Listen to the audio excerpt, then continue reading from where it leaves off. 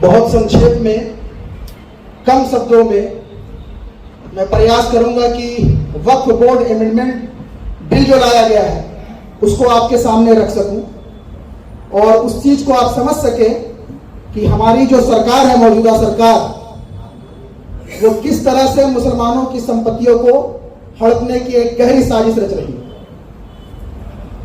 सबसे पहली बात कि वक्फ है क्या। वक्फ बोर्ड एक ऐसी संस्था है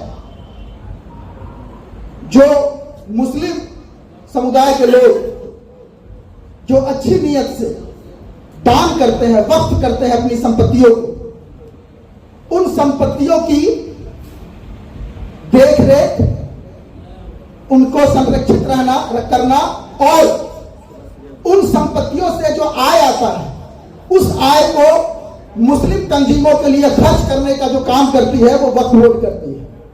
इसमें हम मस्जिद बनाना हो, मदरसा बनाना हो, ईदगाह बनाना हो, तमाम तरह की चीजें जो मुसलमानों के हित के लिए हो, वक्फ बोर्ड उन्हीं में से जो आय आता है उसके लिए वो खर्च करती है। इस देश में रक्षा मंत्रालय, रेल विभाग के बाद सबसे ज्यादा संपत्तियां हैं तो वक्फ बोर्ड के पास है, यानी हमारी संपत्तियां सब तीसरे नंबर पे है। रेल विभाग, डिफेंस विभाग में सबसे उसके बाद सबसे ज्यादा कोई संपत्तियां हैं तो हमारे पास है, वक्फ के पास है। यह जो संशोधन बिल लाया गया है इसका सबसे बुरा पहलू जो है, जो खराब पहलू है, यह हमें समझने की जरूरत है। इसमें जो सबसे खराब पहलू है, जो अधिनियम बना था, लिमिटेशन एक्ट, यानी सीमा अधिनियम का जो प्रावधान है उसको गायब करने का प्रयास किया जा रहा है। जिसके पास भी, मान लीजिए आज वक्फ की संपत्ति बहुत सारी 99% संपत्तियां जो है किसी बिल्डर के पास है या फिर उद्योगपतियों के कब्जे में है या केंद्र, यहां तक कि केंद्र और राज्य सरकार के कब्जे में है।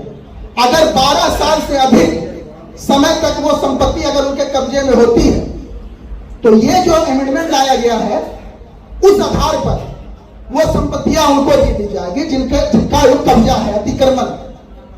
ये सबसे बड़ा जो हम लोगों के वक्फ बोर्ड पे हमला है तो इस नियम के तहत करने का प्रयास किया जा रहा है। दूसरा यह है कि वक्फ बोर्ड की संपत्तियों से जुड़े किसी भी विवाद को डीएम देखेंगे, उसका निष्पादन डीएम करेंगे, जिलाधिकारी। और जिलाधिकारी किसके अधीन आता है? सरकार के अधीन।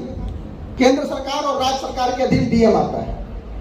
अब डीएम को अगर समझ में आ जाए कि नहीं भाई ये वक्फ की संपत्ति तुम्हारी नहीं है, तुमको नहीं देना है, तो वो फैसला ले सकते हैं कि इसको अब सरकारी संपत्ति घोषित कर दिया जाए। वक्फ की संपत्ति नहीं रहेगी, इसे सरकारी संपत्ति घोषित किया जाए।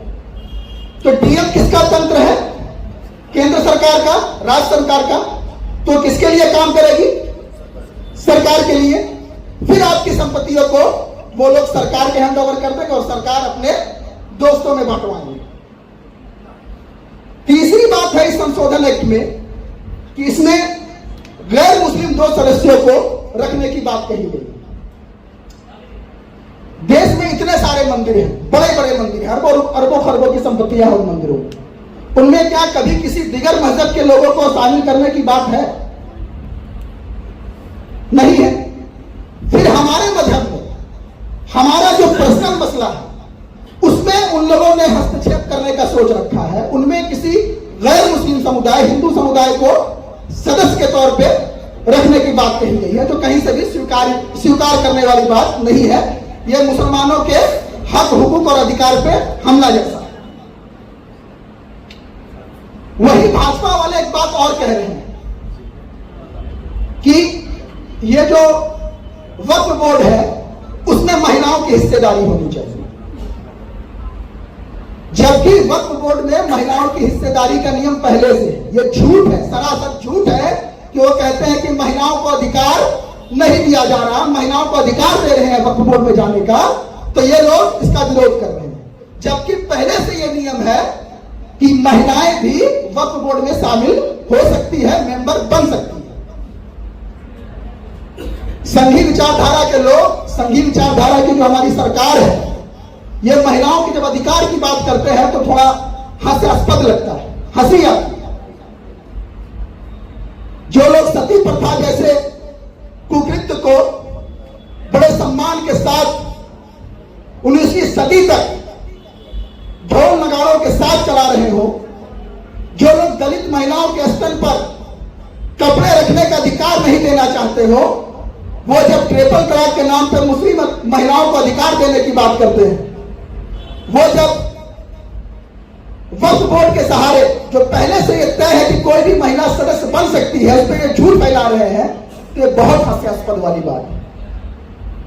तो आज की जो ये महफिल है, आज का जो ये कॉन्फ्रेंस है, मैं आप तमाम लोग यहां जो लोग आए हुए हैं, उन लोगों को ये हाथ जोड़कर अपील करता हूं कि आप लोग अपने लेवल पर, आज सोशल मीडिया का जमाना है, एक ईमेल करने के लिए जो ऊपर हमारे रहनुमा बैठे हुए हैं, उन लोगों ने कहा तो हम इतने फेलियर आदमी हैं कि 30 करोड़ की लगभग आबादी है हमारे देश की, और 12 तारीख तक अपनी बात को मेल के माध्यम से वहां पहुंचाने का जो समय सीमा तय किया गया था, सिर्फ रात तक पता चला कि 1 करोड़ मेल ही पहुंचा है वहां तक। आबादी हमारी 30 करोड़ की और मेल 1 करोड़ ही हो पाया है, जबकि इतनी जागरूकता फैलाई गई है। छोटे छोटे लेवल पर कॉन्फ्रेंस किया गया है, बड़े बड़े टीवी हो, मीडिया के माध्यम से हो, सोशल मीडिया के माध्यम से, उलमाओं के माध्यम से हो, मस्जिद हो, घर घर हो,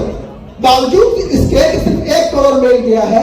यह हमारे लिए बहुत शर्म की बात है। तो यहाँ जितने भी लोग आए हुए हैं, उन लोगों से इल्तिजा है कि अपना एंड्रॉइड फोन सब चलाते हैं, एक मेल करने में क्या जाता है, कम से कम अपना विरोध दर्ज कराइए और जागरूकता रखिए कि हमारे खिलाफ कब कहां का कैसा कानून बन रहा है। इसके लिए अगर आप अवेयरनेस नहीं रखिएगा, जागरूकता नहीं रखिएगा, तो कल होकर आपकी नस्लें, हमारी नस्लें हमें गाली देंगी।